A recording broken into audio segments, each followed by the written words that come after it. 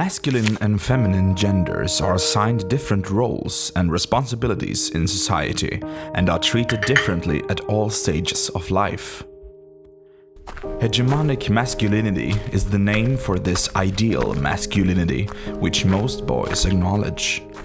It is a system that tells boys how to behave, what to think, and how their lives should be molded. While politicians and policymakers may seek to reduce the levels of violence and segregation in society, they ultimately fail to subject to critical scrutiny the masculinity culture that feeds and validates the power practice of men. If we are to have some understanding of otherwise inexplicable acts of violence by men, whether it be serial killing, sexual assault, child abuse, mass violence, random violence, or torture, then we must recognize that dominant forms and codes of masculinity serve to legitimize to some degree that which is arguably the major social problem of our time. Structure and culture condition our understanding of gender and thus impact the condition of the gender order. Patriarchy also reinforces the already constructed division of masculinity and femininity. This division lets individuals know what interactions are appropriate in a given context. Yet, a gender is a complicated social construct.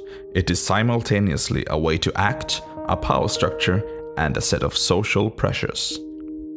A male may also enact masculinity and outwardly portray the gender identity of man by engaging in the behaviors associated with manliness. This includes how he interacts with his boss, sports buddies, and potential partners, how he cuts his hair, how he walks, the car he drives, and the cadence of his speech and vocabulary.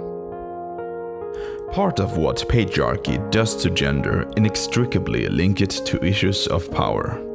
It is important to understand, however, that ideas of masculinity include the domination of women, but also that of men, and in so continuing the dominant structures that raise some men.